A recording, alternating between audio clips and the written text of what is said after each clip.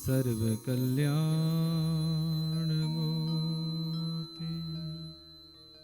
परुष कमल हस्तं शोभितं मोदके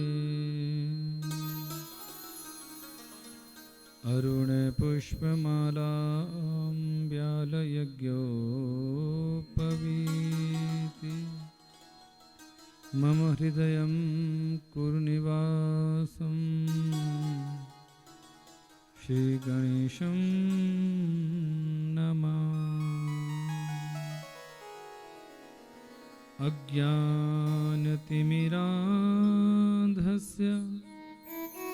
ज्ञानाञ्जनशलाकया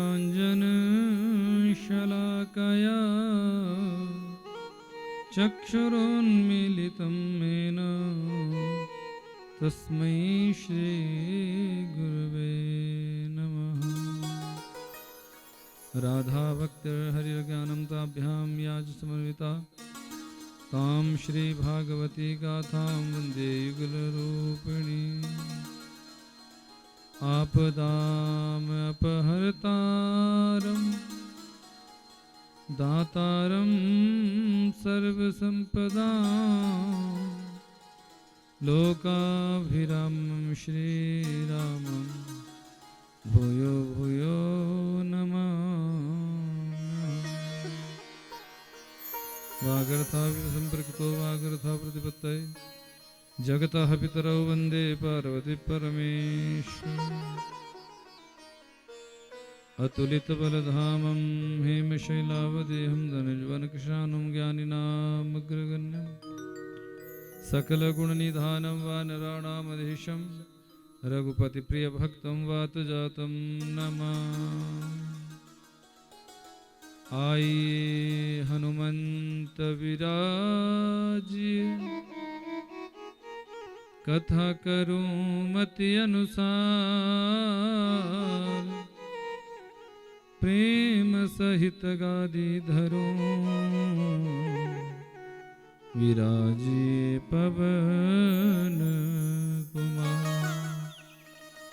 बोलिए पवन पुत्र हनुमान की जय, भक्तवत्सल भगवान की जय, भागवत भगवान की जय, सत्य सनातन वैदिक धर्म की जय, डोमदेव मैया की जय, कुलजा महारानी की जय, जगदम्बा महारानी की जय, आज के आनंद की जय, समस्त जीवात्माओं की जय, सत्य सनातन वैदिक धर्म की जय, धर्म की जय हो, अधर्म का प्राणियों में विश्व का गौ माता की भारत माता की स्व माता की सभी तीर्थों की सभी संतों की सभी भक्तों की आज के आनंद की गौ गंगा गायत्री मैया की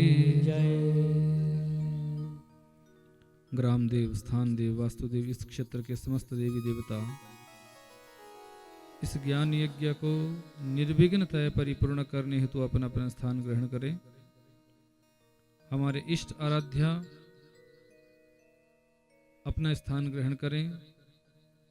सर्वेश्वर सरकार श्री राधा रानी युगल सरकार इस यज्ञ को निर्विघ्नतः परिपूर्ण करने हेतु अपना स्थान ग्रहण करें। अन्य सात्विक शक्तियां अपना अपना स्थान ग्रहण करें। मुख्य यजमान परिवार के समस्त पितृगण पितृदेवता इस यज्ञ को आशीर्वाद प्रदान कराने हेतु निर्विघ्नतः परिपूर्ण कराने हेतु अपना अपना स्थान ग्रहण करें। समस्त शक्तियों को प्रणाम। माता पिता श्री के चरणों में प्रणाम। सदगुरु भगवान के श्री चरणों में कोटि कोटि नमन। बोले भक्तवत्सल भगवान की राधा रमण लाल की बांके बिहारी लाल की परम मंगलमय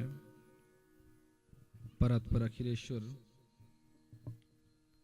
अकारण करुणा वृणालय भक्तवांछित कल्पतरु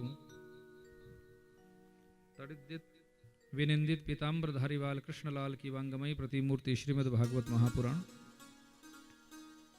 ऋग्वेद, यजुर्वेद, सामवेद, अथर्ववेद रूपी विद्वान ब्राह्मण मंडली, बृहस्पतिवत यज्ञाचार्य जी, सरस्वती जी की विशेष कृपा दृष्टि को लिए हुए मेरे समस्त संगीताचार्य, राजा परीक्षितवत, संपूर्ण यजमान परिवार, आयोजक परिवार, इस परम पुनीत प्रांगण में आयोजित श्रीमद् भागवत कथा का रसपान करने हेतु आज पुराण स्वागत, व्यास स्वागत, महात्म्य कथा, शोभा यात्रा, कलश यात्रा में सम्मिलित होने वाली मेरी समस्त माताएं, बहनें, बच्चे और बुजुर्ग, समस्त शिष्य परिवार, सर्वप्रथम आप सभी के हृदय कमल में जो मेरे बांके बिहारी जी है, उनकी झांकी जो आपके हृदय कमल में विराजमान हुई है, अवस्थित हुई है, उन्हीं के श्री चरणों में मैं कोटिशः प्रणाम करता हूं। बोले बांके बिहारी सरकार की, वृंदावन बिहारी लाल की, भागवत भगवान की। बंधु, प्रमाण है श्रीमद् भागवत कि भाग्योदयेन बहुजन्म समर्जितेन सत्संगमं च लभते पुरुषो यदा वै अज्ञान हेतु कृतमोहमदान्धकार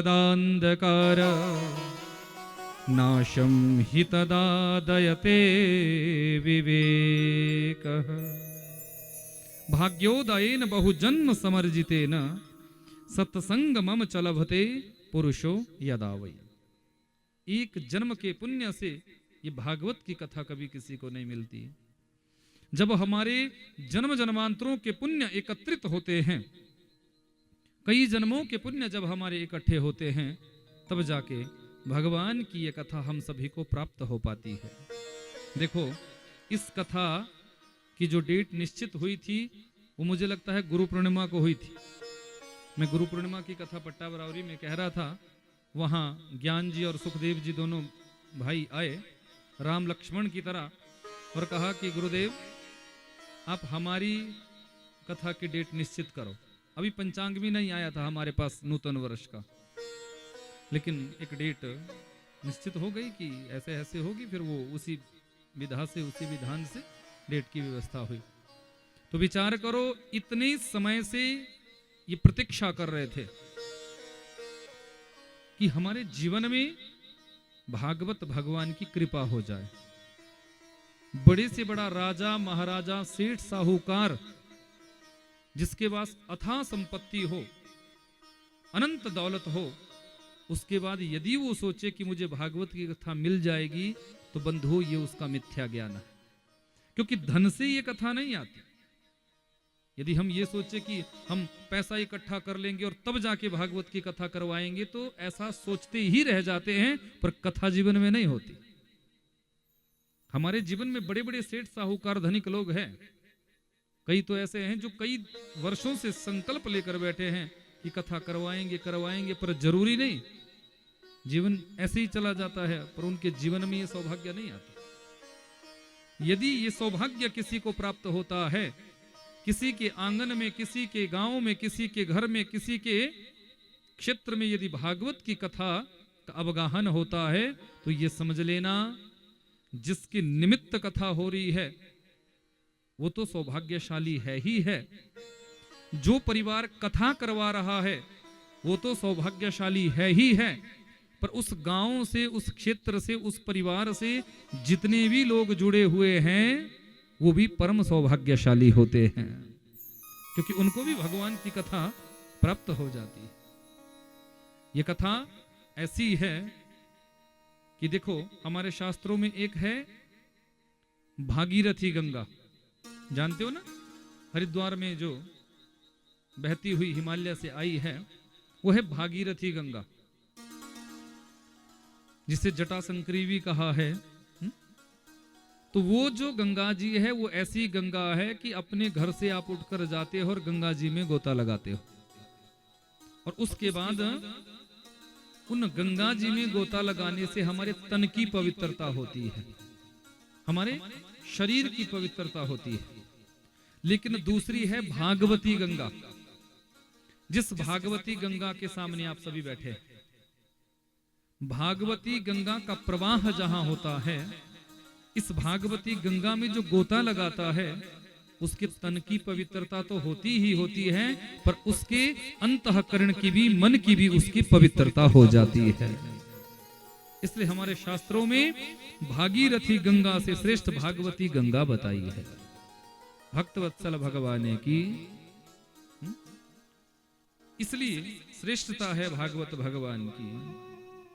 देवी देवता भी तरसते हैं कि हमारे जीवन में भी ये सुख मिले, पर शुकदेव जैसे संत शायद स्वर्ग के देवताओं के लिए भी इस कथा का रसपान नहीं कराते। आगे आप श्रवण करेंगे, जब परीक्षित को 7 दिनों में मरने का शाप लगता है श्रृंग ऋषि के द्वारा, तो सुखदेव स्वामी राजा परीक्षित को जब कथापान कराने चलते हैं तो स्वर्ग के देवता अमृत का कलश लेकर परीक्षित के सामने खड़े हो जाते हैं कि एवं विनिमये जातो सुधाराज्ञा प्रपीयता प्रपास्यामो वयं सर्वे श्रीमद्भागवतामृतम्।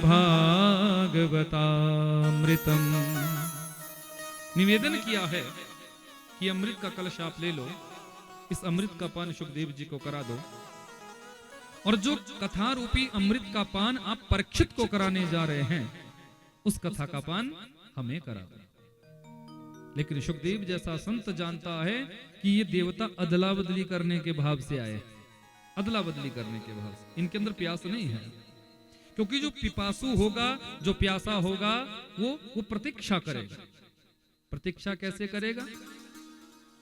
अभी मैं आधे रास्ते में था, मुझे सूचना मिली कि बडोरी और नमहोल वाले लोग वहां खड़े हो गए स्वागत के, तो ये है पिपासु होना। हमने कहा उनको बोलो घर में कीर्तन करो, अभी तो आधे रास्ते में हम। तो कितनी प्यास हमारे अंदर होती है, कथा के प्रति हमारे अंदर अनुराग होता है कि कब जैसे ये कथा हमें श्रवण करने को मिले, कब जैसे वो सद्भाग्य हमारा प्रबल हो जाए कि हमारे जीवन में परमात्मा की कथा का रसास्वादन हो जाए। सुखदेव स्वामी समझ गए देवताओं के अंदर प्यास नहीं है, ये तो सिर्फ और सिर्फ एक फॉर्मेलिटी के लिए आए, अदला बदली के भाव से आए।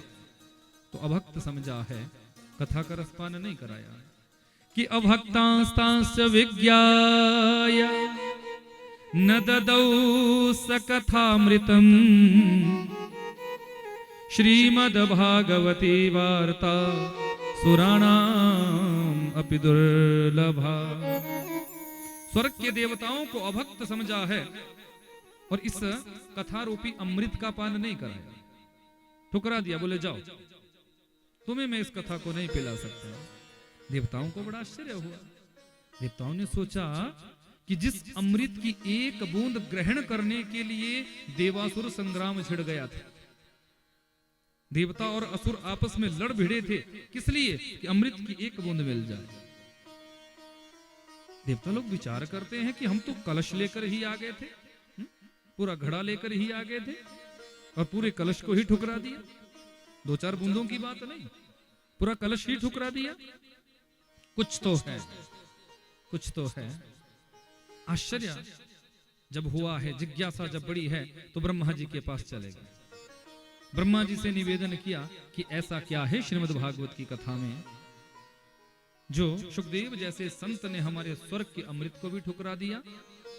तो ब्रह्मा जी मुस्कुराए, क्योंकि ब्रह्मा जी इसके मर्म को जानते हैं। ब्रह्मा जी इसके मर्म को जानते हैं, क्योंकि नारायण महाप्रभु ने 4 श्लोक श्रीमद् भागवत के ब्रह्मा जी को दिए थे कि अहमेवासमेवाग्रे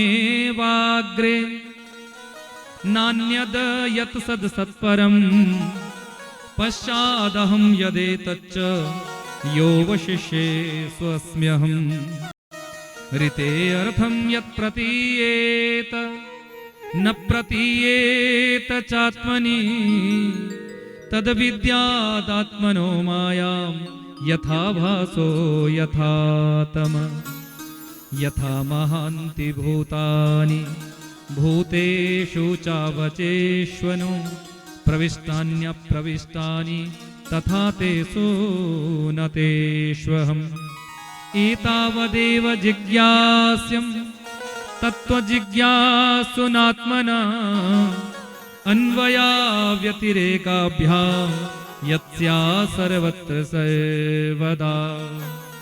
ये 4 श्लोक चतुश्लोकी भागवत, सबसे पहले यही तो नारायण महाप्रभु ने ब्रह्मा जी को दिए थे, और इन्हीं 4 श्लोकों के आधार पर पूरी सृष्टि का निर्माण ब्रह्मा जी ने कर दिया था। और इन्हीं 4 श्लोकों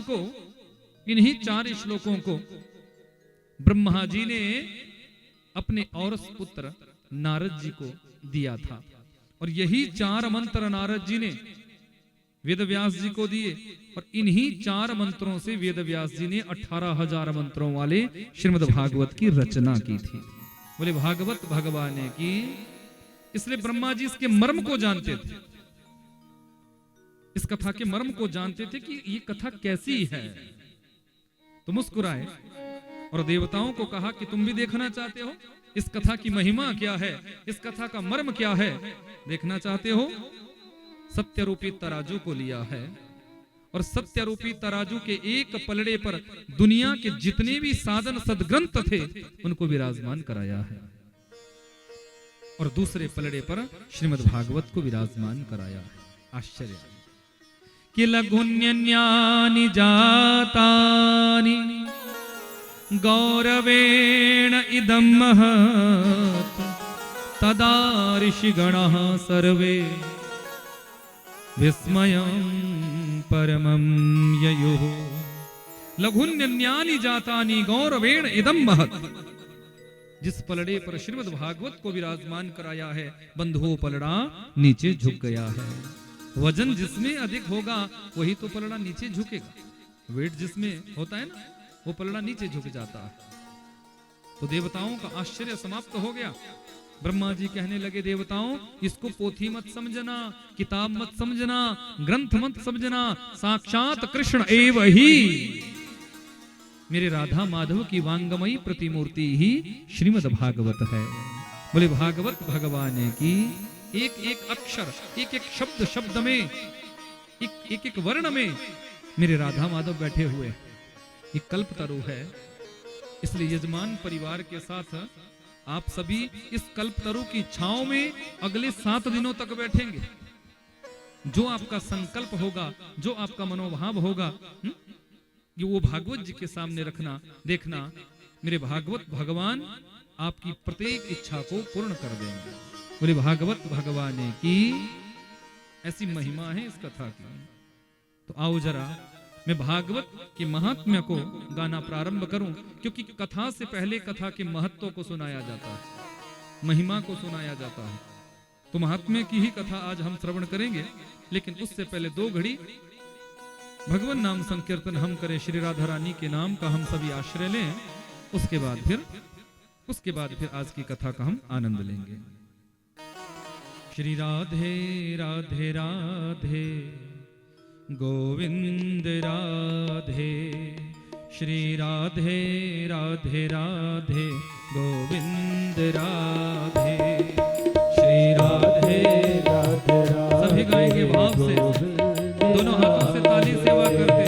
श्री राधे राधे राधे गोविंद राधे, श्री राधे राधे राधे गोविंद राधे, श्री राधे राधे राधे गोविंद राधे, श्री राधे राधे राधे गोविंद राधे, गोविंद राधे गोपाल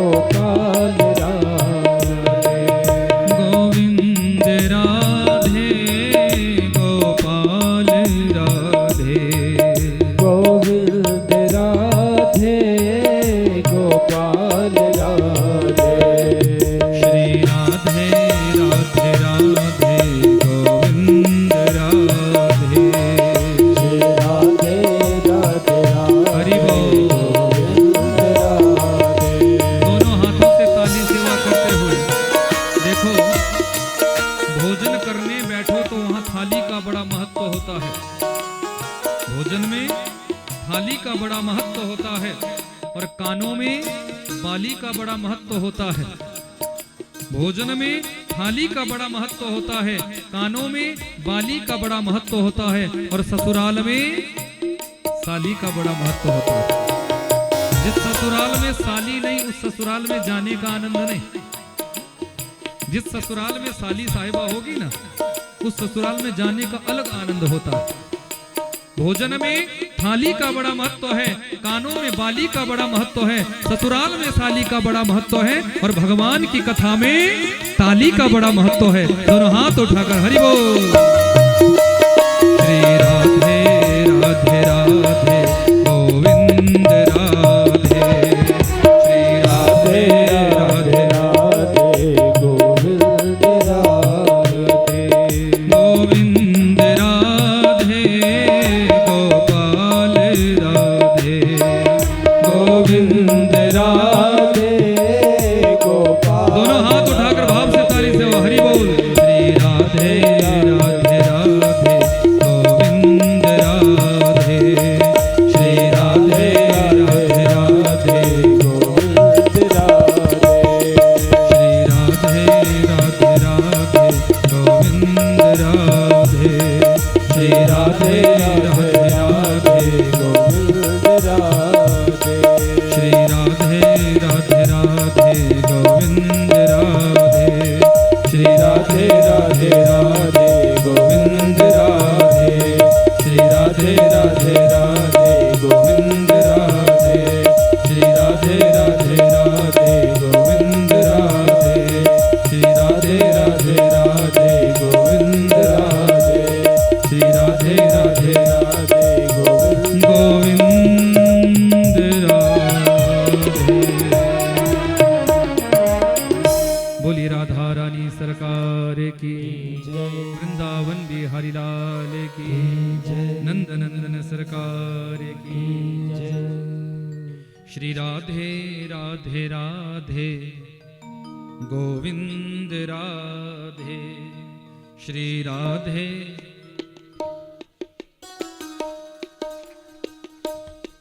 श्री राधे। मुझे पता है बहुत अच्छा गाते हैं आप सभी, 14 से जानता हूं आप सबको। सबसे पहले मैंने फौजी साहब के यहाँ कथा की थी। श्री राधे आप भूल सकते हो पर मैं नहीं भूलता। आप भूल सकते हो, नहीं भूले हो? बोलो। नमहोल वालों, बडोरी वालों, बोकरा के भी पीछे बैठे। मैंने कीर्तन बंद करने को नहीं बोला, नहीं बोला, भूल गए ना। देखो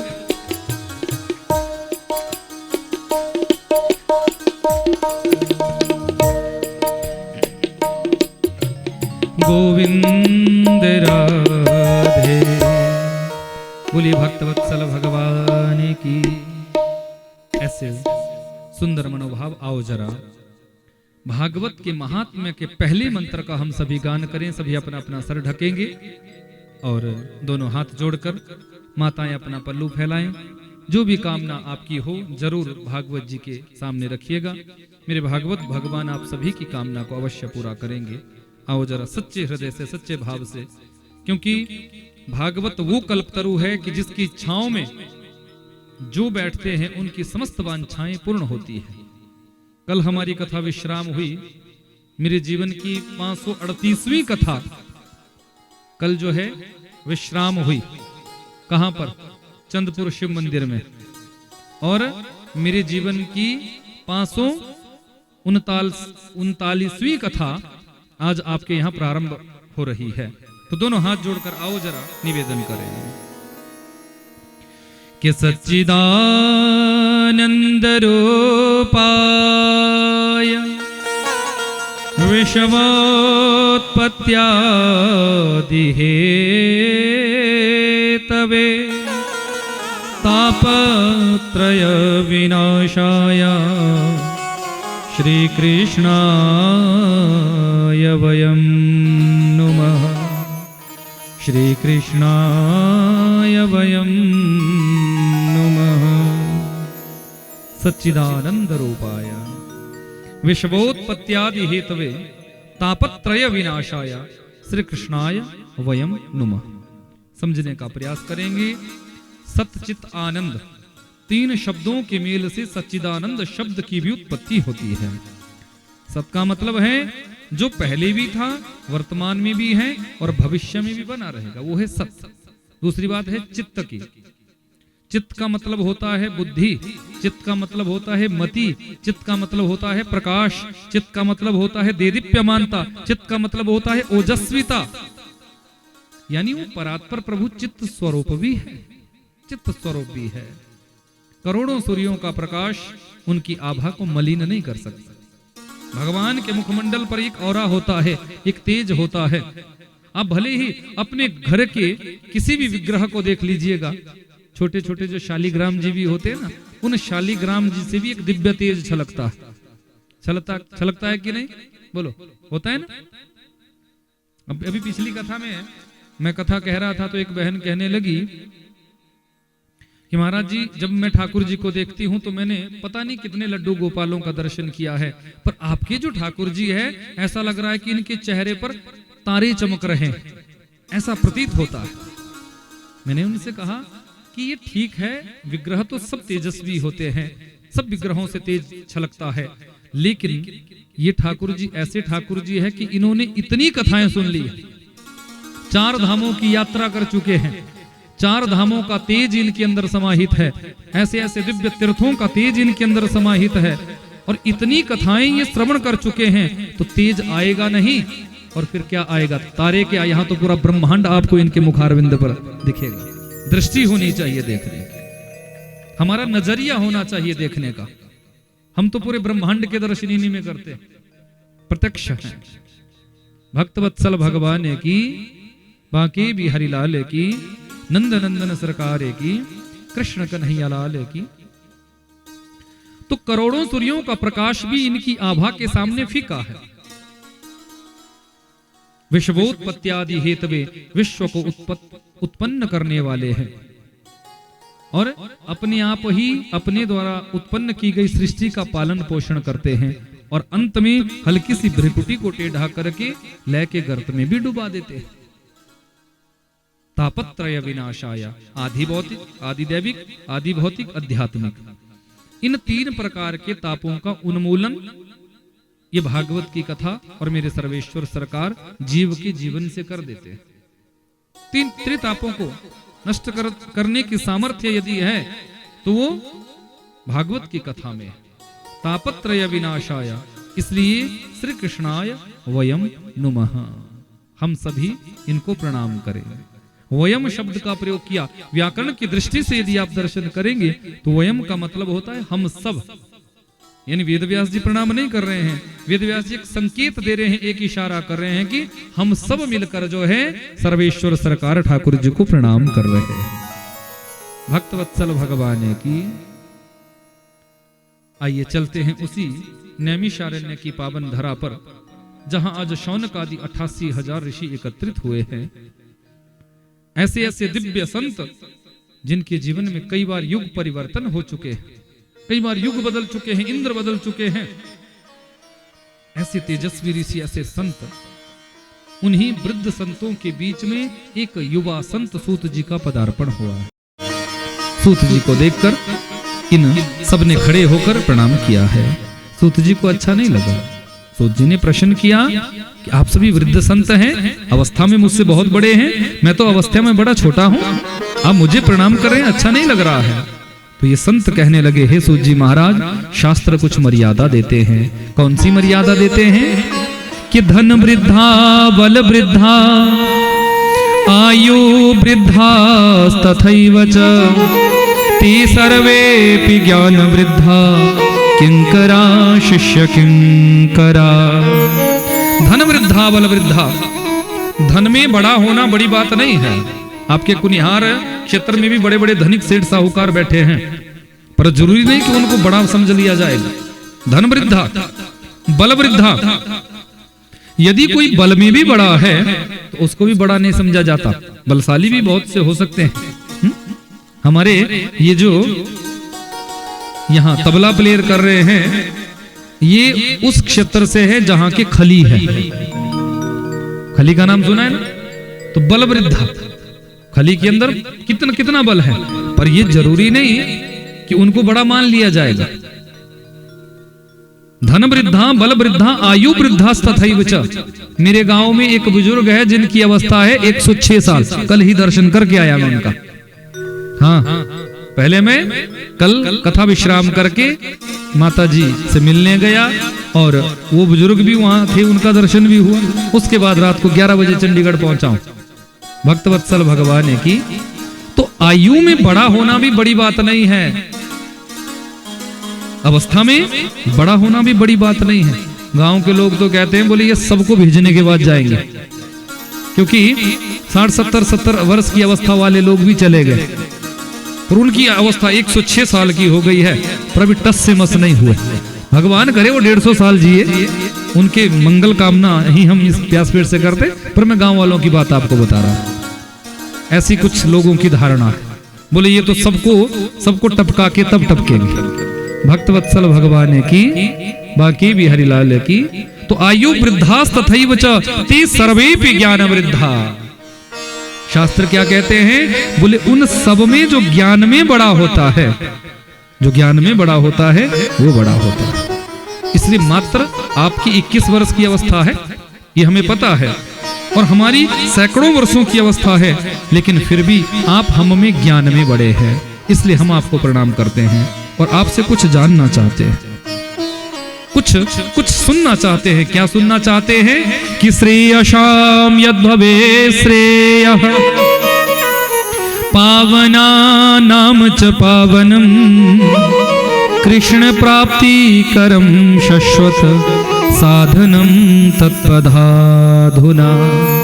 ऐसी कोई कथा, ऐसा कोई प्रसंग आप हमें सुनाएं जिस प्रसंग को सुनने से हमारे जीवन में गोविंद की भक्ति का अवतरण हो जाए, ठाकुर जी की भक्ति अवतरित हो जाए, हमारा मन भाव, हमारा चित्त गोविंद की भक्ति से जुड़ जाए, परमात्मा की भक्ति में रम जाए। ऐसा हम आपसे श्रवण करना चाहते हैं। यह श्रेष्ठ जिज्ञासा। हम आप लोग जब किसी संत के पास जाते हैं, गुरु के पास जाते हैं, महात्मा के पास जाते हैं, तो क्या पूछते हैं? बोले महाराज बेटा कब होगा, महाराज बेटे की नौकरी कब लगेगी, महाराज बेटे के लिए छोकरी कब आएगी, बहू पोता कब होगा, नाती कब होगा। बोलो, पूछते हो कि नहीं? यही पूछते हो ना? मंदिर में भी आज मैंने कहा कि आपकी जो कामना हो वो कहें, तो इसमें जितने आप बैठे होंगे ना कुछ संसारिक कामना आपने रखी होगी। एक आध कोई बिरला ऐसा होगा जिसने ये कहा होगा कि हे ठाकुर जी हमारा चित्त जो है आपके श्री चरणों से जुड़ जाए, नहीं तो किसी ना किसी की कामना जरूर रही होगी। बोलो, है कि नहीं? सच बोलना, आपने कोई ना कोई कामना जरूर यहाँ रखी होगी, या तो नौकरी की रखी होगी, या घर मकान की रखी होगी, या बिजनेस अच्छा चले इसकी रखी होगी, बच्चे पढ़ाई अच्छी करे या इसकी रखी होगी, या बहू आ जाए इसकी रखी होगी, पोता हो जाए इसकी कोई ना कोई कामना आपके, मैं आप सबके मनोभाव को समझ सकता हूं, है कि नहीं? बोलो, सच बोलो। भागवत जी के आपने आगे झूठ नहीं बोलना चाहिए। बोलो, है कि नहीं? एक आध कोई बिरला ऐसा होगा जिसने ये कहा होगा कि हे ठाकुर जी अपनी अविरल भक्ति हमें दे देना, हम आपकी भक्ति करते रहें, आपके श्री चरणों से हम जुड़े रहें। नहीं तो आपकी कामना जरूर रही होगी कुछ ना कुछ, ये संसार का नियम। तो आज सूत जी महाराज ऋषियों की जिज्ञासा को प्रणाम करते हैं। मैं आपकी जिज्ञासा को प्रणाम करता हूं। बड़ा श्रेष्ठ भाव आपके अंदर जगा है, बड़ा दिव्य भाव आपके अंदर जगा है। मैं आपको ऐसी कथा सुनाऊंगा जिस कथा के श्रवण करने मात्र से जीव मात्र का कल्याण हो जाता है। बड़े से बड़ा पापी जिस कथा को सुनने मात्र से उसके पाप संताप सारे नष्ट हो जाते हैं, जिस कथा का ऐसा प्रभाव है कि उसकी छत्र छाया में जो विराजमान हो जाता है, एक शब्द भी यदि कानों में चला जाए तो एक शब्द जाने मात्र से ही उसकी जन्म जन्मांतरों के पाप नष्ट हो जाते हैं। ऐसी कथा सुनाऊंगा, लेकिन उस कथा को सुनने से पहले उसके कुछ नियम है, कुछ कायदे कानून होते हैं हर बात के। तो भागवत कथा का नियम क्या है कि जितासनो जितश्वासो जितसंगो जितेंद्रियः स्थूले भगवतां रूपे मनः संधारयेद्धियः स्थूले भगवतां रूपे मनः संधारयेद्धियः। जितासन। भागवत श्रवण का पहला नियम है आसन को जीतना। एक आसन पर बैठकर हम कथा सुनने का प्रयास करें। घुटने में दर्द हो जाए, कमर में दर्द हो जाए, कहीं भी दर्द हो जाए तो अपने आसन पर खड़े हो जाओ। खड़े हो जाओ, 2 मिनट के लिए खड़े रहो, कोई बात नहीं। 5 मिनट तक खड़े रहो, कोई बात नहीं, लेकिन आसन मत छोड़ो। उसके बाद उसी आसन पर बैठ जाओ। यदि फिर भी नीचे बैठने में भी समस्या है तो सोफे पे बैठ जाओ, कुर्सी पे बैठ जाओ, टेबल पे बैठ जाओ, लेकिन जिस आसन पर तुम बैठते हो फिर 3 घंटे जब तक कथा चले तब तक उसी आसन पर रहना चाहिए। ये कथा श्रवण का पहला नियम है। और दूसरा नियम, ये मैया के ऊपर बोल रहा हूं, ये जो मैया ने ऐसे किया ना, ये नियम नहीं। अगर यदि आप घुटने पे ऐसे रखकर हाथ रखकर कथा सुनते हो तो इसको बोला गया दरिद्रासन। क्या बोला गया है? जोर से बोलो। दरिद्रासन। दरिद्रासन पर कथा, यदि दरिद्रासन में बैठकर कथा सुनोगे तो फिर कथा का पूरा फल नहीं मिलेगा। मैंने बता दिया ना कि घुटने में दर्द हो जाना, खड़े हो जाना आसन पर दरिद्रासन, ये घुटनों पर अंजलि बांधकर नहीं सुनना कथा। ये पांव फैलाकर, कई लोग ऐसे पैर फैला लेते हैं तब कथा सुनते, नहीं, ये भी नियम कथा का नहीं।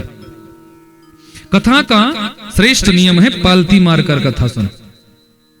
पद्मासन में बैठो, सुखासन में बैठो, यदि कष्ट हो जाए, दर्द हो जाए, खड़े हो जाओ, फिर बैठ जाओ चुपचाप। लेकिन इस क्रम से कथा को सुनना। पहला दिन है इसलिए नियम बता रहा हूं। वैसे तो आप परिपक्व है सभी, मुझे पता है, कई कथाएं आपने सुन ली, पर फिर भी जो व्यासपीठ का एक अधिकार है, उस अधिकार से मैं आपको वंचित कैसे करूं? उस अधिकार के अनुसार मेरा बताना धर्म है। भक्तवत्सल भगवान ने की तो जितासनो, आसन को जीत कर ही कथा सुनी जाती है और आसन को जीतने के बाद ही कथा का पूरा फल जो है श्रोता को मिलता है। सूत जी महाराज कहते हैं, ऋषियों, ऐसी ये कथा है कि एक बार संत नारद जी के मन में जिज्ञासा हुई तीर्थों का तीर्थाटन करने के लिए। धरती के तीर्थों का तीर्थाटन करने के लिए निकले, दर्शन करने के लिए निकले। इस धरती पर 3.5 करोड़ तीर्थ है, ऐसा स्कंद महापुराण में वर्णन आया है। 3.5 करोड़ तीर्थ, सब छोटे बड़े मिलाकर 3.5 करोड़ तीर्थ बनते हैं। बहुत से ऐसे तीर्थ है जिनको जीवन व्यतीत हो जाने पर भी हम ना तो वहां जा पाते ना दर्शन हो पाता। ऐसे भी बहुत से तीर्थ है। बोलो कहां ज्यादा से ज्यादा हम आप लोग क्या कर लेते हैं? या तो 4 धाम की यात्रा कर लेंगे, वो भी जब बहू बेटा तब भेजते हैं जब आंखों से ढंग से दिखता नहीं, कानों से ढंग से सुनता नहीं, तब जाते हो आप 4 धाम की यात्रा करने। अब वह ढंग से पता भी नहीं चल रहा कि आगे है कौन से देवता, इस तीर्थ का महत्व क्या है ये भी आपको पता नहीं होता, पर आप जाते हो। भक्ति की श्रेष्ठता बचपन और जवानी में बताई है, वृद्धावस्था में नहीं, याद रखना। क्योंकि जो भक्ति वृद्धावस्था में की जाती है वो तो समझो एक टाइम पास है। आप जबरदस्ती अपने मन को प्रभु के चरणों से लगाने का प्रयास करते हो, उसमें भी 36 समस्याएं होती है। कभी खांसी उठ रही है, कभी घुटने दुख रहे हैं, कभी कमर दुख रही है, कभी पोते की चिंता, कभी नाती की चिंता, कभी बेटे की चिंता। बोलो है कि नहीं? बोलो है कि नहीं? है ना? असली भक्ति का आनंद तो जवानी में और बचपन में है। बचपन में यदि आपको भक्ति में लगा दिया जाएगा ना तो भगवान आपको मिलेंगे। यदि आपको विश्वास ना हो तो आपके क्षत्रिय वंश में ही राजा के पुत्र थे ध्रुव जी, कथा सुनेंगे आप।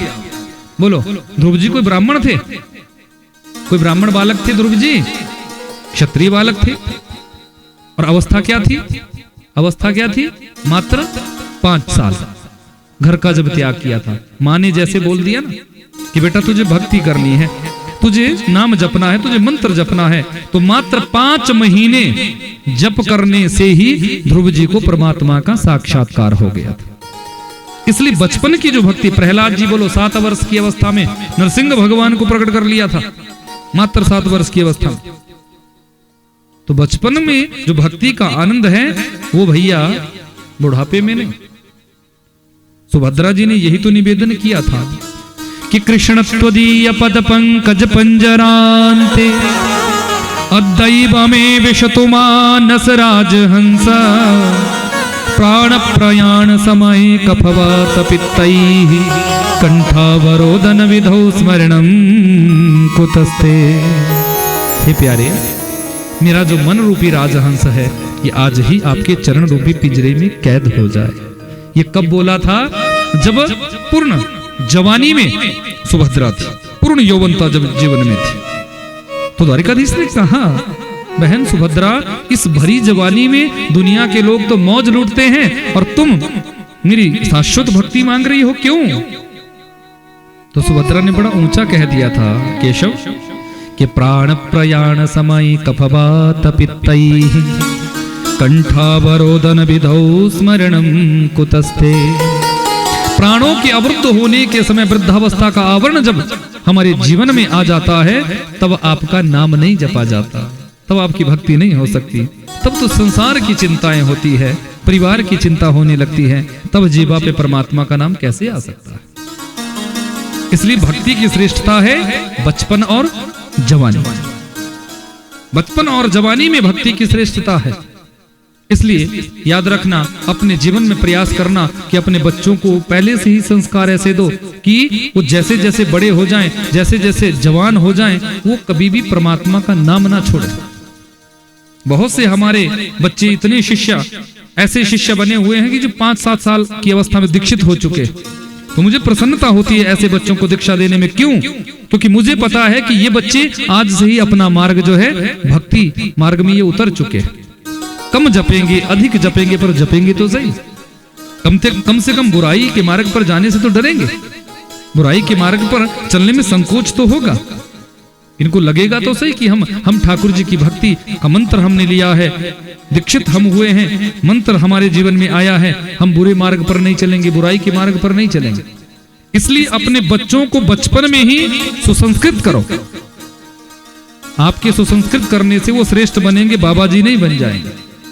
बहुत से लोग डर जाते हैं, बोले ऐसा ना हो थोड़ा सा भक्ति बच्चे ज्यादा करने लग जाए ना, मंदिर में जाने लग जाए, माला जपने लग जाए, तो घर के जो माता पिता या बड़े होते बोले कहीं मेरा बेटा बाबा जी ना बन जाए। देखो, सब बाबाओं को प्रेम करते हैं, बाबाओं का सम्मान करते हैं, पर कोई माता पिता अपने बच्चे को बाबा जी नहीं बनाना चाहता। बोले कोई बनाना चाहता है क्या? बाबाओं को तुम सम्मान करते हो, रिस्पेक्ट करते हो, दान दक्षिणा देते हो, सेवा सत्कार करते हो, पर कोई भी अपने बच्चों को तो बाबा जी नहीं बनाना चाहते ना। ये तो विडंबना है संसार की। भक्त वत्सल भगवान की, भागवत भगवान की। तो यहां नियम बताए हैं, जितासनो जित श्वासो जित संगो जितेंद्रिया।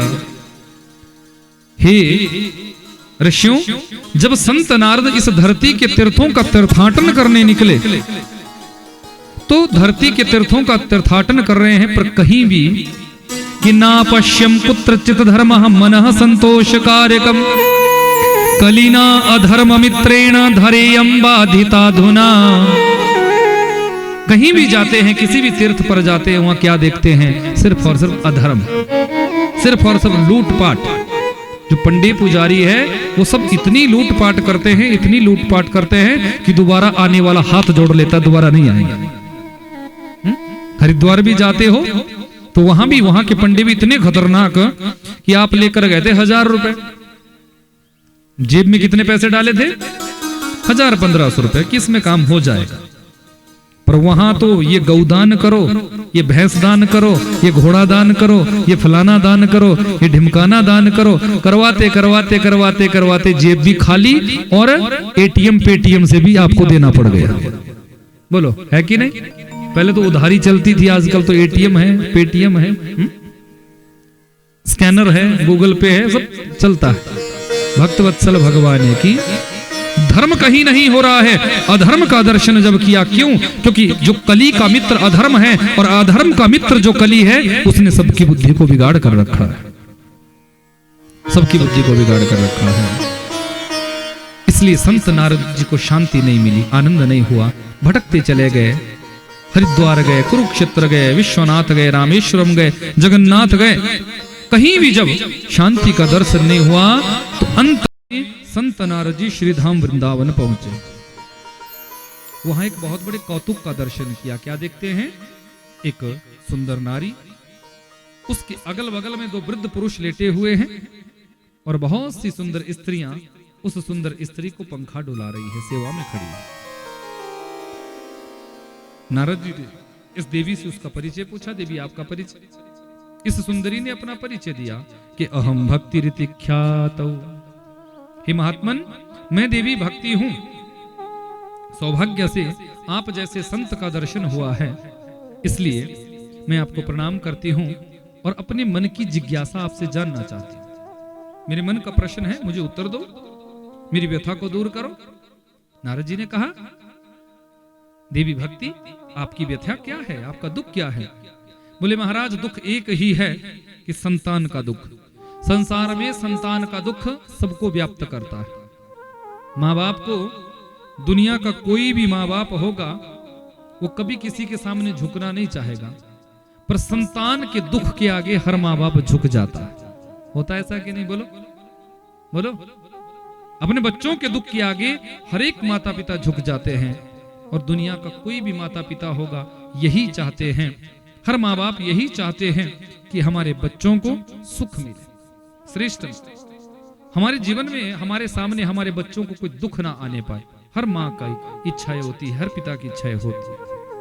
देवी भक्ति ने कहा कि आप देख सकते हैं, ये जो मेरे अगल बगल में दो वृद्ध पुरुष लेटे हुए हैं, ये कोई और नहीं, ये मेरे ही दोनों पुत्र हैं। नाम है ज्ञान और वैराग्य। संसार का नियम है कि पहले माँ बाप वृद्ध होते हैं, दुनिया का ये नियम है, लेकिन मेरे साथ उल्टा क्यों हुआ? मेरी संतान देखते ही देखते ये दोनों पुत्र मेरे वृद्ध होकर मूर्छित अवस्था में यहां मेरे सामने गिरे हुए हैं, और मुझे आप देख सकते हो, मैं इनकी मां हूं, मैं अभी जवान की जवान हूं, युवती हूं। बस यही मेरा दुख है कि मेरे पुत्रों की वृद्धावस्था दूर करो, मेरे पुत्रों को चेतनता आप लाओ, मेरे पुत्रों को आप व्यवस्थित करो, मेरे दुख को दूर करो, यही आपसे निवेदन है। नारद जी ने कहा, मैया चिंता मत करो, अभी करता हूं। कमंडलों में से जल निकाला है, अभिमंत्रित किया है कि वेद वेदांग घोषैश्च गीता पाठैर् मुहुर्मुहु। वेद वेदांगों का उच्चारण किया है, गीता जी के मंत्रों को गाया है, और अभिमंत्रित करके वो जल ज्ञान और वैराग्य के ऊपर छिड़का। एक क्षण के लिए ज्ञान और वैराग्य चेतना में आए हैं, क्योंकि गीता जी के मंत्रों का प्रभाव, वेदों के मंत्रों का प्रभाव एक क्षण के लिए चेतना में आए हैं, लेकिन फिर मूर्छित होकर गिर पड़े हैं, फिर गिर पड़े हैं। नारद जी को बड़ा कष्ट हुआ। जितना कुछ मैं जानता था उस सब का मैंने प्रयोग किया। डॉक्टर के पास यदि कोई पेशेंट जाता है तो डॉक्टर को जितनी नॉलेज होती है वो उसको उतनी दवाई देता है, लेकिन उसके सारी दवाइयां दे देने के बाद भी यदि वो पेशेंट ठीक ना हो तो डॉक्टर को भी चिंता होती है कि मैं तो उसको ठीक करना चाहता था, फिर भी ये ठीक नहीं हुआ। वैद्य को भी चिंता होती है, डॉक्टर को भी चिंता होती है, बोलो होती है ना? तो नारद जी को भी चिंता हुई कि मैं जितना कुछ पुण्य कर्म जानता था वो सब मैंने किया, पर फिर भी मैं ज्ञान और वैराग्य के बुढ़ापे को दूर नहीं कर सका। जब एक संत परेशान होता है, संत जब कष्ट में आता है तो देवताओं को भी कष्ट होता है। उसी समय देवताओं ने आकाशवाणी की है, देववाणी हुई कि सत्कर्म सूचको नूनम ज्ञान यज्ञै समृतो बुधैः श्रीमद् भागवतालापः सतु गीतः शुकादिभिः। सत्कर्म सूचको नूनम ज्ञान यज्ञै समृतो बुधैः। हे नारद जी, यदि आप भक्ति देवी के कष्ट की निवृत्ति करना चाहते हैं, ज्ञान और वैराग्य के बुढ़ापे को दूर करना चाहते हैं, तो इनके निमित्त सत्कर्म करो, सत्कर्म करो, सत्कर्म करो। नारद जी ने सोचा कौन सा सत्कर्म मुझे करना चाहिए, कौन सा सत्कर्म बचा? जो मैं जानता था वो सब तो कर दिया, अब इसके बाद भी कोई सत्कर्म है? पर सोचने लगे कि यदि आकाशवाणी ने कहा है, देववाणी ने कहा है, तो जरूर कोई ना कोई सत्कर्म ऐसा बचा है जिसका मुझे ज्ञान नहीं है। ज्ञान नहीं है। कहा, हे भक्ति देवी, आप चिंता मत करना, यहीं आप विराजिए, मैं जल्दी जा रहा हूं और आपके पुत्रों के कष्ट को दूर करूंगा, आपके कष्ट को दूर करूंगा। नारद जी दौड़े हैं, दौड़ते हुए बद्री विशाल धाम पहुंचे हैं। वहां ब्रह्मा जी के 4 मानस पुत्र सनत कुमार, सनक सनंदन सनातन सनत कुमार, ये 5 वर्ष की ही अवस्था में रहते हैं। कभी 5.5 भी इनकी अवस्था नहीं होती। हजारों बार युग परिवर्तन हो जाते हैं, पर फिर भी अवस्था कितनी? 5 वर्ष की। इन चारों ने जब संत नारद जी को आते हुए देखा तो प्रश्न किया है। चारों भाइयों ने अलग अलग प्रश्न पूछा कि कथम ब्रह्मण दीन मुख कुतश्चिंतातुरो भवान् त्वरितं गम्यते कुत्र कुतश्चागमनं तव। चारों ने प्रश्न किया, अरे नारद जी कहां से आ रहे हो, कहां जा रहे हो, कौन सी चिंता आपके मुखमंडल पर छाई हुई है, कौन सी समस्या तुम्हारे जीवन में आई है, बताओ। नारद जी कहने लगे, महाराज कि अहम तो पृथ्वीं यातो ज्ञात्वा सर्वोत्तमामिति पुष्करं च प्रयागं च काशीं गोदावरीं तथा। मैं धरती के तीर्थों का तीर्थाटन करने निकला, मैं हरिद्वार गया, काशीं गोदावरीं तथा कि ना पश्यं कुत्रचित् धर्मः मनः संतोषकारकं कलिना अधर्ममित्रेण धरेयं बाधिताधुना। मैं धरती के तीर्थों का तीर्थाटन करने के लिए निकला, पर कहीं भी मुझे धर्म का दर्शन नहीं हुआ, शांति का दर्शन नहीं हुआ, आनंद का दर्शन नहीं हुआ। वहां सिर्फ और सिर्फ कली का मित्र जो अधर्म है, अधर्म का मित्र जो कली है, इन दोनों ने सबकी बुद्धि को बिगाड़ कर रखा है। घर में यदि 4 सदस्य है तो चारों का मन भाव विचार अलग है। बेटा बाप की नहीं सुनता, बाप बेटे को नहीं मानता, पत्नी पति की नहीं सुनती तो पति पत्नी को सम्मान नहीं देता, पति पत्नी से प्रेम नहीं करता, पड़ोसन से प्रेम करेगा, पड़ोसन से हंसेगा, मुस्कुराएगा, खूब बातें करेगा, पर घर में जब आता है पत्नी सामने से आती है तो मुंह बनाकर बैठ जाता है। ये कलयुग का प्रभाव है महाराज, ऐसा प्रभाव मैंने देखा, ऐसा प्रभाव मैंने देखा। कहीं भी मुझे शांति का दर्शन नहीं हुआ, आनंद का दर्शन नहीं हुआ। मैं भटकते भटकते जब श्री धाम वृंदावन में पहुंचा तो वहां मैंने एक बहुत बड़े कौतुक का दर्शन किया है। कौतुक क्या देखा कि देवी भक्ति जवान है और उसके दोनों पुत्र ज्ञान और वैराग्य वृद्धावस्था में पड़े हुए, वृद्ध पड़े हुए। मैंने जितना मुझे ज्ञान था, जितना मुझे आता था, उसका प्रयोग किया। मैं उन दोनों के बुढ़ापे को दूर करना चाहा, पर सफलता नहीं मिली। जब मैं परेशान हुआ तो आकाशवाणी ने मुझे सत्कर्म करने को कहा। महाराज मैं आपसे ये जानना चाहता हूं कि कौन सा सत्कर्म मुझसे छूट गया, कौन सा इसके बाद कोई सत्कर्म बचा है जो मुझे करना चाहिए। सनत कुमारों ने कहा, देव ऋषि नारद जी सुनो कि श्रीमद् भागवतालाप सतुगीतः शुकादिभिः। श्रीमद् भागवत की कथा सबसे बड़ा सत्कर्म है, इससे बड़ा कोई दूसरा सत्कर्म नहीं। अभी तक तूने जो कुछ सुना है, लोगों को देखो अंतर पता नहीं है। बहुत से लोग भगवत गीता और भागवत को एक ही मानते हैं, पता ही नहीं। कई लोग कहते हैं कि चलो भगवत गीता लगी हुई है, वहां चलो कथा सुनने के लिए।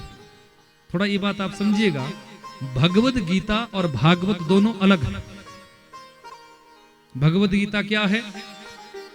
जो भगवान ने वाणी कही, अपने मुख से जो वाणी भगवान ने कही वो है भगवत गीता।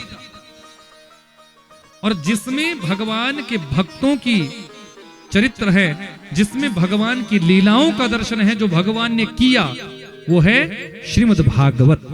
दोनों में अंतर है, अंतर समझना। भगवत गीता तो वो है जो भगवान ने वाणी कही है, जिसमें अर्जुन को भगवान ने सुनाया। और बहुत से लोग देखो, जब कोई मर जाता है तो उसके निमित्त गीता सुनाते हैं। पर मैं ये कहता हूं कि मरे हुए को सुनाने का विषय गीता नहीं है। गीता जी तो सोए हुए को जगाने का विषय। घर में कोई सो जाए ना, पत्नी सोने लग जाए, पति सोने लग जाए, बेटा बेटी सोने लग जाए, दादा दादी सोने लग जाए, तो उनको भगवद गीता सुनाओ। सोने का मतलब ये नहीं जो तुम रात को सोते हो। सोने का मतलब है जब तुम मार्ग से भटक जाओ। बच्चे यदि मार्ग से भटकने लग जाए तो उन्हें भगवद गीता का ज्ञान दो। पत्नी यदि अपने चरित्र से भटक जाए, अपने मार्ग से भटक जाए, तो उसे भगवद गीता का ज्ञान कराओ। पति यदि पथभ्रष्ट हो जाए, अपने मार्ग से भटकने लग जाए, तो उसको भगवद गीता का ज्ञान कराओ। क्योंकि अर्जुन मरा नहीं था, अर्जुन सो गया था।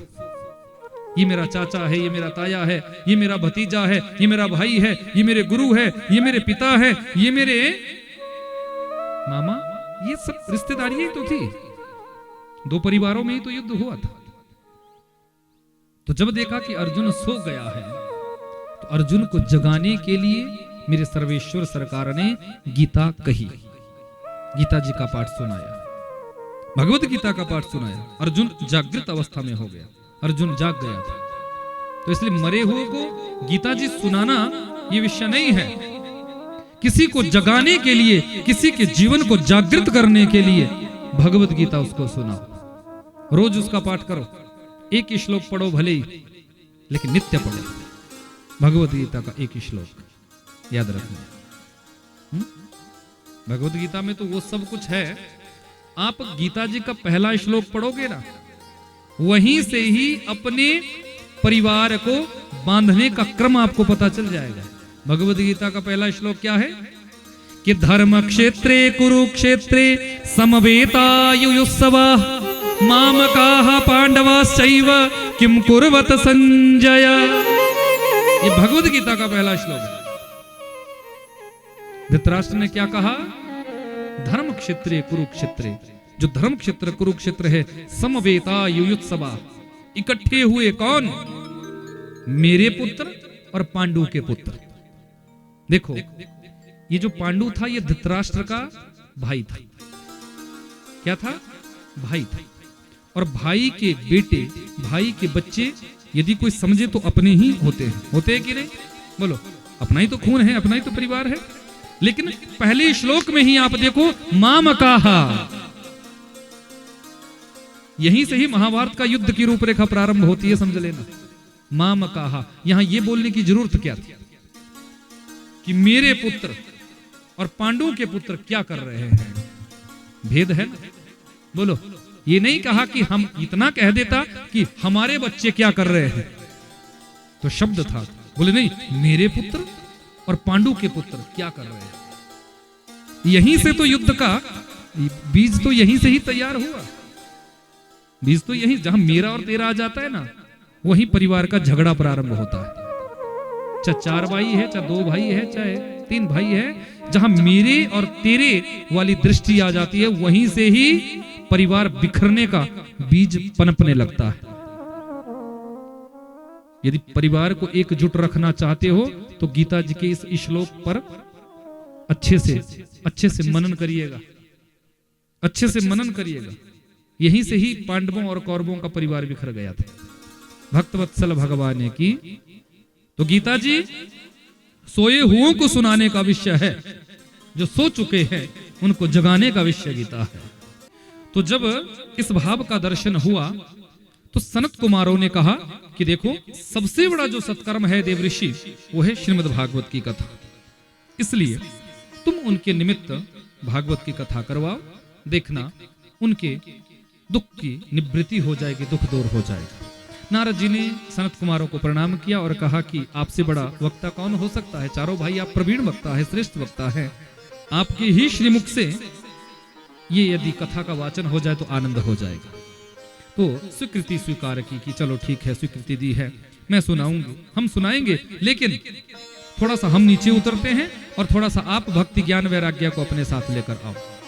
अब देखो, बद्री विशाल धाम से सनक सनंदन सनातन संत कुमार नीचे उतरे हैं, और यहाँ श्रीधाम वृंदावन से भक्ति ज्ञान वैराग्य और संत नारद जी चले हैं। 4 है वक्ता और 4 है श्रोता। 8 कहाँ इकट्ठे हुए? हरिद्वार, गंगा जी के पावन तट पर। ये केंद्र है। हरिद्वार से जितनी दूरी बद्री विशाल धाम की है, हरिद्वार से उतनी ही दूरी श्रीधाम वृंदावन की है। यहीं पर व्यास मंच लगाया गया है। चारों भाई वक्ता के रूप में विराजमान हुए। तुलसी देवी की स्थापना हुई।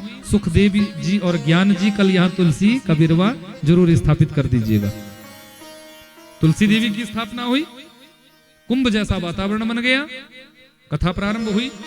कथा सुनाते सुनाते सनत कुमार आनंद ले रहे हैं और कथा सुनते सुनते ये चारों श्रोता आनंद ले रहे हैं। नारद जी ने प्रश्न किया, हे सनत कुमारों, मेरा एक निवेदन है कि क्या इस कथा को सुनकर पापी भी मुक्त हो सकता है? सनत कुमार कहने लगे, सुनो, पापी से पापी व्यक्ति तो इस कथा को सुनने मात्र से मुक्त हो ही जाता है, लेकिन आश्चर्य इस बात में नहीं है। आश्चर्य की बात हम तुम्हें सुनाएं कि यदि संपूर्ण जीवन में किसी ने पापाचार किया हो, पाप किया हो, और पाप करते करते यदि उसका मरण हो जाए, उसकी मृत्यु हो जाए, और मरने के बाद यदि वो पिशाच बन जाए, भूत बन जाए, प्रेत बन जाए, तो उस प्रेत को भी यदि ये कथा सुना दी जाए, इस पिशाच को भी कथा सुना दी जाए, तो भी इस कथा से उस महाप्रेत की मुक्ति हो सकती है। नारद जी के गले से ये बात नीचे नहीं उतरी। नारद जी ने सोचा कि जीवन रहते रहते कथा सुनना, ये तो बात समझ में आती है, पर मरने के बाद जब कोई प्रेत बनेगा तो कथा कैसे सुनेगा? तो सनत कुमारों ने कहा कि चलो हम तुम्हें प्रसंग सुनाकर, ऐसे तुम्हारी समझ में नहीं आएगी, प्रसंग सुनाकर तुम्हें समझाते हैं। तो एक प्रसंग सुनाया है नारद जी कि तुंगभद्रा तटे पूर्वम भूतपतनम उत्तमम यत्र वर्णा स्वधर्मेण सत्य सत्कर्म तत्परा। तुंगभद्रा नदी का वो पावन तट, जिसमें एक उत्तम नाम का गांव है, जिस गांव में आत्मदेव का नाम का ब्राह्मण रहता है, और उसी आत्मदेव की पत्नी का नाम है धुंधली। आत्मदेव तो सत्कर्मी है, पर धुंधली विपरीत विचारों वाली, पूजा पाठ करती नहीं, नास्तिक वृत्ति की है, माला कभी जपती नहीं, आए हुए अतिथि का सत्कार कभी करती नहीं। पड़ोसियों का आना हुआ। पड़ोसी कहने लगे, बोले महाराज, हम देखते हैं रोज आप तुलसी के बिरवे में जल डालते हैं, रोज आप गौ सेवा करते हैं, गौग्रास निकालते हैं, गायत्री की उपासना करते हैं, फिर भी आपके आंगन की तुलसी का बिरवा सूख जाता है। जिस गाय को आप गौग्रास देते हैं, जिस गौ की आप सेवा करते हैं, वो गाय 6 वर्षों से बांझ है। किसी बच्चिया को तो इसने आज तक जन्म नहीं दिया। तीसरा कहने लगा, बोले महाराज, आपके बेटा बेटी नहीं ना, आप निसंतान है ना, बस यही कारण है कि ये सब अपशुकन आपके जीवन में घटित हो रहे हैं। अच्छी भली पूजा पाठ करने वाला ब्राह्मण पड़ोसियों ने आज ऐसा बहकाया, घर का त्याग किया और जंगल में जाकर जोर जोर से रोने लगा। एक संत जा रहे थे, आत्मदेव को रोते हुए देखा, करुणा आई, पूछा कि कथम ब्रह्मन दीन मुख कि कथम रोदसी विप्रतम काते चिंता बलीयसी वदतरम सत्वरम मह्यम स्वस्य दुःखस्य कारणम। क्यों रो रहे? अपने दुख का कारण बताओ। आत्मदेव ने कहा कि मैंने संतान हूं, आप मुझे ऐसा आशीर्वाद दो कि मेरे संतान हो जाए। महात्मा जी ने कहा, एक जन्म तो क्या, 7 जन्मों तक भी तुम्हारे जीवन में पुत्र सुख नहीं है, इसलिए मेरी बात मान, अपने घर जा, पत्नी के साथ भजन कर ठाकुर जी का, ठाकुर जी को बेटा मान ले, तुझे आनंद सुख की प्राप्ति हो जाएगी। यदि बेटा हो भी गया, दुष्ट निकल गया, कुपुत्र निकल गया, क्या करोगे दुष्ट पुत्र से? रोज तुझे रोना पड़ेगा, रोज तुझे परेशान होना पड़ेगा। इसलिए तू बस ठाकुर जी को बेटा मान ले, इसी में ही तेरा कल्याण है। ऐसा जब कहा तो आत्मदेव कहने लगा, बोले मैंने आपसे ज्ञान सुनने के लिए नहीं कहा, मैं ये ज्ञान नहीं सुनूंगा आपका, मैं तो इतना निवेदन करता हूं कि बस मुझे ऐसा वरदान दो कि मेरे पुत्र हो जाए, संतान हो जाए। महात्मा जी ने खूब समझाया पर नहीं माना, तो महात्मा जी समझ गए कि ये ऐसे नहीं समझेगा। तो क्या किया, अपनी झोली में से एक फल निकाला और वो फल आत्मदेव को दिया। बोले जाओ अपनी पत्नी को इसे खिला देना, अवश्य ही तुम्हारी पत्नी से एक पुत्र हो जाएगा। महात्मा जी से यह फल लिया, पत्नी को दिया, पर पत्नी तो धुंधली, जिसकी मति पर, जिसकी बुद्धि पर अज्ञानता की धुंध चढ़ी हो, वो संत के दिए हुए नैवेद्य को कैसे खा सकती? परीक्षण किया, वो फल जो है 6 वर्षों से जो गाय बांझ बंधी थी, उस गाय को खिला दिया। संत का दिया हुआ प्रसाद झूठा नहीं हो सकता। जैसे ही फल खाया है, गर्भावस्था के संपूर्ण लक्षण गाय में प्रस्फुटित हो गए। धुंधली विचार करने लगी पति को जब वास्तविकता का पता चलेगा तो खूब डांट पड़ेगी, कुछ ना कुछ तो करना पड़ेगा। अब एक सहेली है जो बड़ी निर्धन है, उसको बुलाया, कहा कि देख बहन तू गर्भवती है, तेरे पेट में बच्चा है, मेरे यहाँ अनंत संपत्ति, खाने वाला कोई नहीं, तेरे यहाँ खाने वालों की लाइन लगी है पर खिलाने की कोई व्यवस्था नहीं, इसलिए सुन, तू होने वाली संतान को मुझे दे देना, तेरा ये बच्चा मेरी संपत्ति का इकलौता वारिस बनेगा। बहन को अच्छा लगा, 6 महीने पहले से ही रहना प्रारंभ किया। यहाँ जिस गाय को फल खिलाया था उस गाय ने एक बच्चे को जन्म दिया है, संपूर्ण शरीर मानव की तरह है। गाय ने एक निशानी अपनी दे दी है, उसके दोनों कान गाय की तरह है। आत्मदेव ने इस बच्चे का नाम रखा गोकर्णः। गो सदृश कर्ण यस्य सह गोकर्णः, गाय की तरह जिसके कान हो वो है गोकर्ण। बोले गोकर्ण जी महाराज की। यहाँ धुंधली की सहेली ने जिस बच्चे को जन्म दिया, धुंधली ने अपना बताकर उसका नामकरण करना किया है। आत्मदेव तो सोचता था कि मैं अपने बेटे का नाम रखूंगा परमात्मदेव, पर धुंधली गुस्से में आकर कहने लगी, ए जी बड़े आए अपने नाम से नाम रखने वाले, सुनो मेरा नाम है धुंधली और मेरे बेटे का नाम होगा धुंधुकारी। गोकर्ण पंडितो ज्ञानी धुंधुकारी ति महाखला। गोकर्ण जी तो आगे चलकर परम ज्ञानी परे, पर ये धुंधुकारी महाखल महादुष्ट पापी बना है। 5 वैश्याओं का रमण करता है, जुआ खेलता है, दुनिया के जितने भी गंदे कर्म हैं ये सब करता है। पिता दुखी होकर जंगल में चले गए और माता को मारना चाहा तो एक दिन धुंधली रात्रि में उठी है और गांव के बाहर सूखा कुआं, उसमें कूदकर अपने प्राणों का त्याग कर दिया। गोकर्ण जी भी तीर्थों का तीर्थाटन करने निकल गए। अब 5 वैश्याओं को अपने पिता के मंदिर जैसे घर को दूषित करने के लिए लेकर आया है। वैश्याएं तो धन की भूखी होती है, शरीर की भूखी होती है। मारना चाहा, जब मरा नहीं, बिस्तर से रस्सियों से बांधा, मदिरा का पान कराया और अग्नि के बड़े बड़े अंगार जो है इसके मुंह में जबरदस्ती ठूसे हैं और जबरदस्ती से मारा है। मौत आई नहीं थी फिर भी मारा गया, स्त्री के द्वारा मरा है इसलिए महाप्रेत बना। गोकर्ण जी को सूचना तीर्थों पर मिली तो गया जी में जाकर पिंडदान किया। पिंडदान करने के बाद समय व्यतीत हुआ। एक दिन गोकर्ण जी का मन हुआ कि अपने गांव का दर्शन करूं। या निशा सर्वभूतानि तस्याम जागृत संयमी। दुनिया के लोग जब सोते हैं तो संत जागता है, संत उस समय जागता है। तो रात्रि का समय है। गोकर्ण जी अपने पिता के घर में आए तो क्या देखते हैं, जहां कभी वेदों के मंत्रों की ध्वनियां गुंजित होती है वहां साई साई की आवाज आ रही है, डरावनी आवाजें वहां से निकल रही है। उसी समय एक बकरा सामने खड़ा हो गया, वही बकरा भैंसा बन गया, वही भैंसा हाथी बन गया, वही हाथी घोड़ा बन गया, वही घोड़ा अंत में बैल बन गया। समझ गया महाप्रेत है, मुझे डरा रहा है। जल निकाला, कमंडलू से अभिमंत्रित किया और इस प्रेत पर छिड़का है। तुम कौन हो, अपने वास्तविक रूप में आओ, मुझे क्यों डरा रहे हो। इस महाप्रेत ने हाथ जोड़कर ये सामने खड़ा हो गया कि अहम भ्राता त्वदीयोऽस्मि धुंधुकारीति नामतः स्वकीयेनैव दोषेण ब्रह्मत्वं नाशितं मया। मैं कोई और नहीं, आपका ही छोटा भाई हूं। धुंधुकारी तुम? हाँ भैया, महाप्रेत बनकर पड़ा हुआ हूं, बड़ा कष्ट हो रहा है, बड़ी वेदना हो रही है, बड़ी बड़ी पीड़ा यहाँ हो रही, एक एक पल मुझे कष्ट में बिता रहा हूं। भैया आपसे निवेदन है कि मुझे मुक्ति दिलाओ, मुझे मुक्ति दिलाओ। गोकर्ण जी ने कहा चिंता मत करो, मैंने तो तुम्हारे निमित्त गया जी में पिंडदान किया था, फिर भी तुम्हारी मुक्ति नहीं हुई। तो ये महाप्रेत कहता है कि गया श्राद्ध सते नापि मुक्तिरमे न भविष्यति। एक बार तो क्या 100 बार भी मेरे निमित्त गया जी में पिंडदान करोगे तो भी मेरी मुक्ति नहीं हो सकती। मैंने तो इतने पाप किए, इतने पाप कर्म किए, पर चिंता मत करो, मैं तुम्हें मुक्त करके छोड़ूंगा।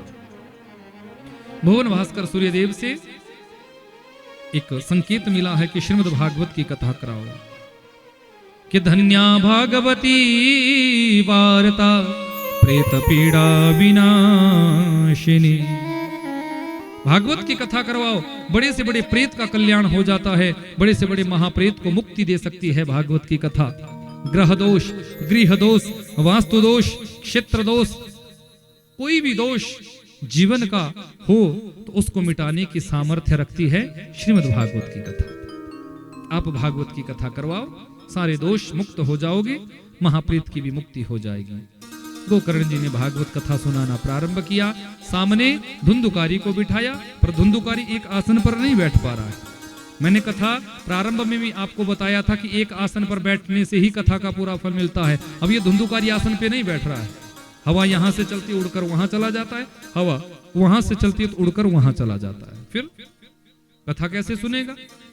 तो दक्षिण दिशा में सप्त ग्रंथियों वाले बांस को गाड़ा गया है। बांस के पोल में यह धुंधुकारी बैठा है और यहां इसने बैठकर कथा सुना। 7 दिनों में इस बांस की 7 ग्रंथियां खंडित हुई है।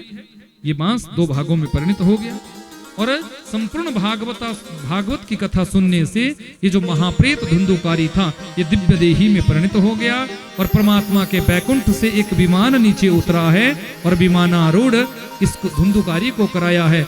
जैसे ही भगवान के पार्षद इस विमान को ले जाने लगे तो गोकर्ण जी ने रोका है।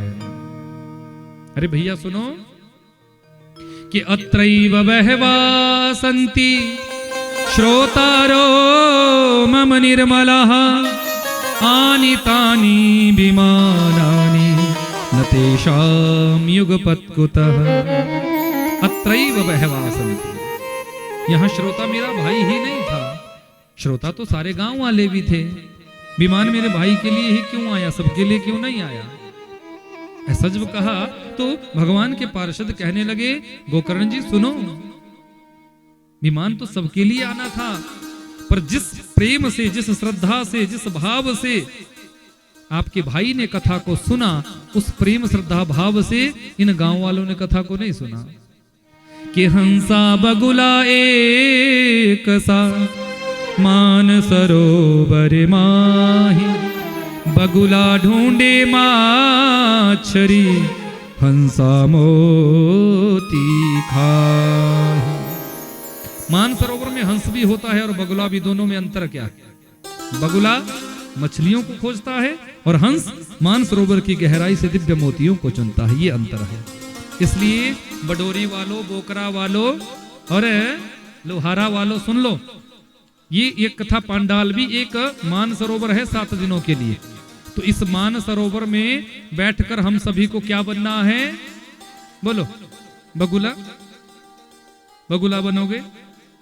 बोलो, जोर से बोलो, क्या बनोगे?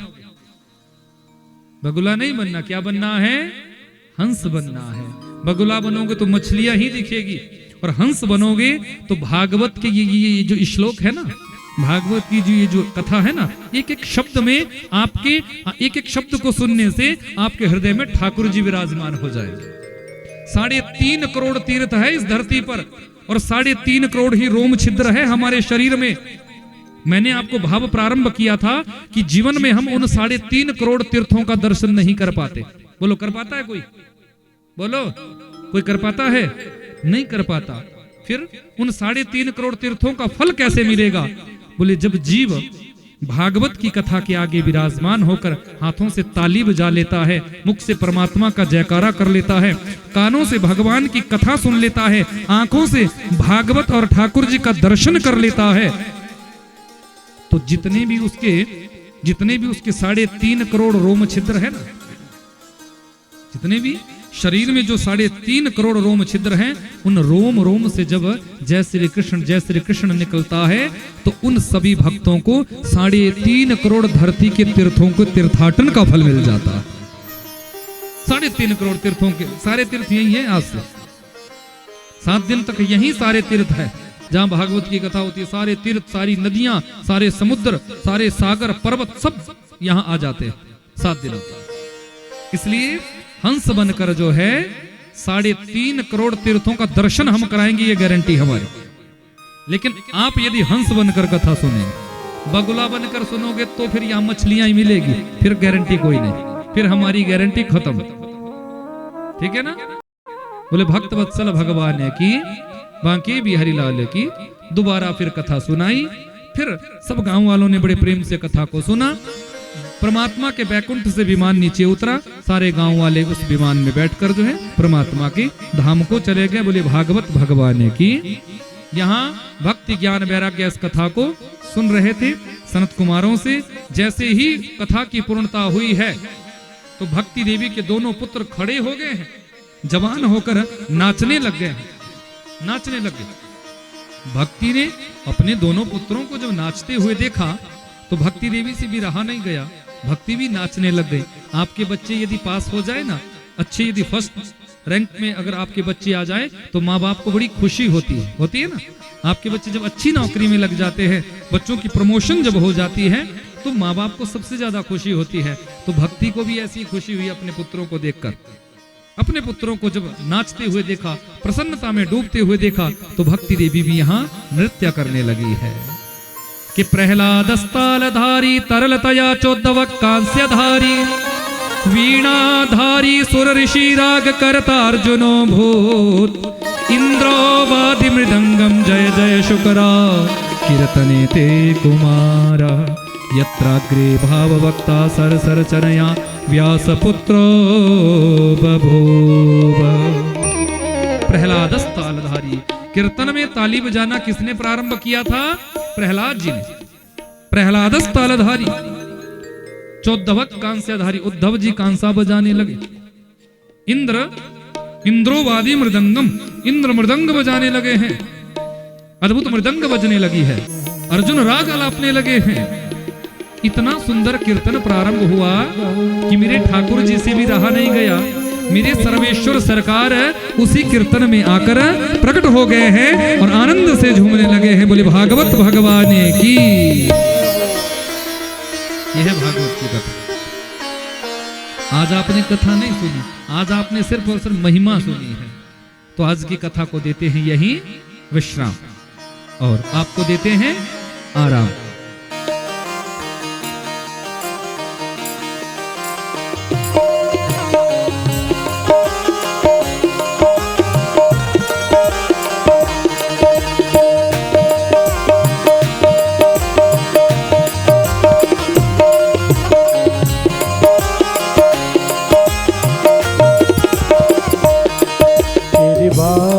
भगवान की है आरती, पापियों को पाप से तारती। श्री भागवत भगवान की है आरती, पापियों को पाप से तारती। ये अमर ग्रंथ ये मुक्ति पंथ ये पंचम वेद निराला, नव ज्योति जगाने वाला। ये अमर ग्रंथ ये मुक्ति पंथ ये पंचम वेद निराला, नव ज्योति जगाने वाला। हरि नाम यही हरि ध्यान यही, नाम यही हरि ध्यान यही, हरि नाम यही हरि ध्यान यही, नाम यही हरि ध्यान यही। जग के मंगल की आरती, पापियों को पाप से तारती। श्री भागवत भगवान की है आरती, पापियों को पाप से तारती। नारायण नारायण भज मन नारायण नारायण जय जय नारायण नारायण भज मन नारायण नारायण। ये शांति गीत पावन पुनीत, पापों को मिटाने वाला, हरि दर्श कराने वाला। ये शांति गीत पावन पुनीत, पापों को मिटाने वाला, हरि दर्श कराने वाला। ये सुख करनी ये दुख हरनी, ये सुख करनी ये दुख हरनी, ये सुख करनी ये दुख हरनी, ये सुख करनी ये दुख हरनी। श्री मधुसूदन के आरती, पापियों को पाप से तारती। श्री भागवत भगवान की है आरती, पापियों को पाप से तारती। ये मधुर बोल जगवंदे खोल सन्मार्ग बताने वाला, बिगड़ी को बनाने वाला। ये मधुर बोल जगवंदे खोल सन्मार्ग बताने वाला, बिगड़ी को बनाने वाला। श्री राम यही घनश्याम यही, श्री राम यही घनश्याम यही, श्री राम यही घनश्याम यही, राम यही घनश्याम यही। ये प्रभु महिमा के आरती, पापियों को पाप से तारती। श्री भागवत भगवान की है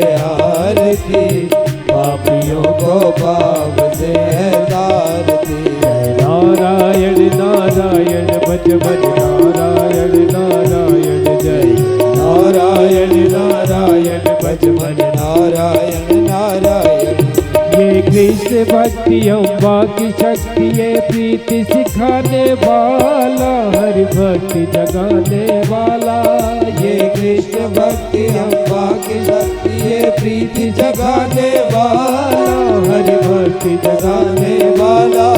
हनुमान यही प्रहलाद यही, हनुमान यही प्रहलाद यही, हनुमान यही प्रहलाद यही, हनुमान यही प्रहलाद यही। ये ध्रुव नारद की आरती, पापियों को पाप से तारती। श्री भागवत भगवान की आरती, पापियों को पाप से तारती।